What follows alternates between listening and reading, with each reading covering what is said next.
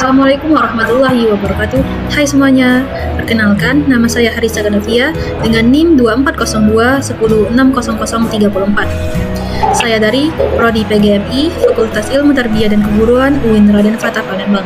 Di sini, saya akan memenuhi tugas mata kuliah Bahasa Indonesia dengan dosen pengampu Bapak Ridho Andi Sucipto, MPD. Pada kesempatan kali ini, saya akan membahas mengenai kedudukan dan fungsi bahasa Indonesia baik sebagai bahasa nasional maupun sebagai bahasa negara. Baik, langsung saja. Pembahasan yang pertama yaitu kedudukan bahasa Indonesia sebagai bahasa nasional.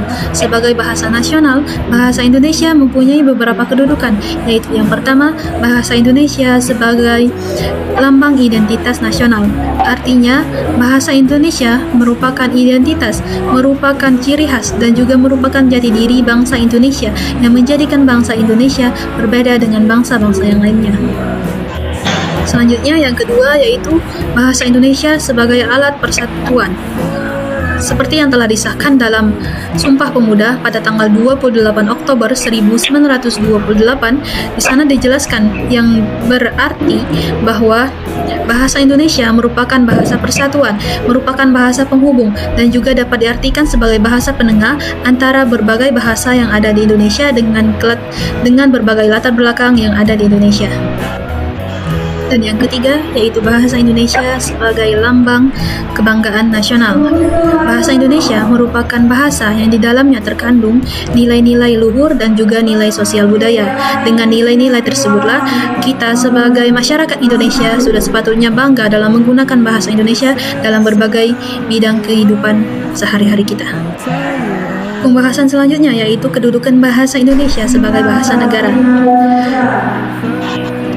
Bahasa Indonesia mempunyai kedudukan sebagai bahasa resmi dalam perihal negara, yang artinya bahwa bahasa Indonesia sudah diatur secara hukum ditetapkan untuk digunakan dalam berbagai urusan kenegaraan, administrasi, dan komunikasi formal di Republik Indonesia. Status ini sudah diatur pada pasal 36 Undang-Undang Dasar 1945 yang menyatakan bahwa bahasa negara ialah bahasa Indonesia. Oleh sebab itu, kita harus menggunakan bahasa Indonesia dengan baik di berbagai bidang kehidupan. Nah, bidang-bidang tersebut terbagi menjadi beberapa bidang, yaitu bidang yang pertama yaitu bahasa resmi di bidang negara dan pemerintah.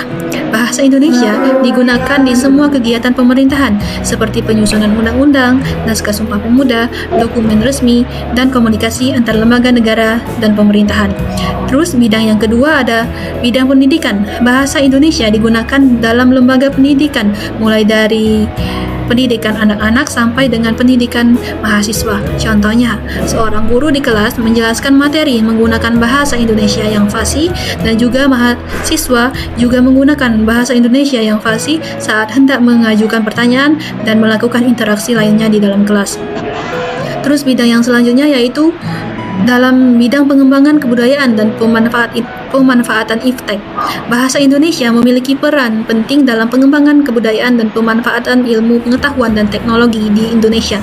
Contohnya, seperti penggunaan bahasa Indonesia di platform media sosial dalam berbagi budaya sosial, dan dalam pembuatan karya tulis ilmiah, serta dalam pengembangan teknologi informasi. Selanjutnya, fungsi bahasa Indonesia. Berdasarkan kedudukannya tadi, bahasa Indonesia mempunyai beberapa fungsi, yaitu yang pertama, sebagai ciri khas bangsa Indonesia.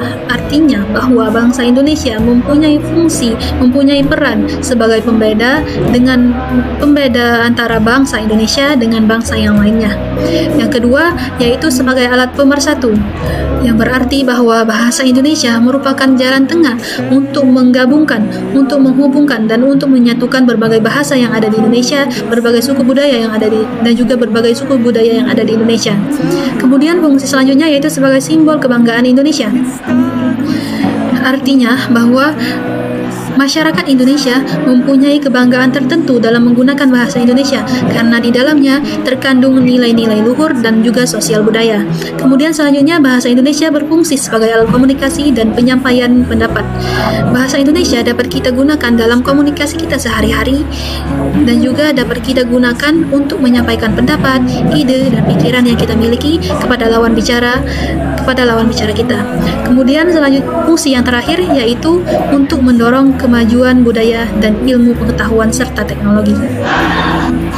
Sehingga dapat kita simpulkan bahwa dengan kedudukannya yang kokoh, bahasa Indonesia memegang peranan yang sangat penting dalam kehidupan berbangsa dan bernegara. Sebagai bahasa nasional, bahasa Indonesia merupakan cerminan identitas, lambang kebanggaan, dan alat pemersatu yang mengikat seluruh elemen masyarakat yang ada di Indonesia. Sedangkan sebagai bahasa negara, bahasa Indonesia menjadi fondasi komunikasi formal dalam pemerintahan, pendidikan, pengembangan kebudayaan, serta pemanfaatan ilmu pengetahuan dan teknologi. Nah, mungkin itu saja yang dapat saya sampaikan. Lebih dan kurang saya mohon maaf. Kepada Allah saya mohon ampun.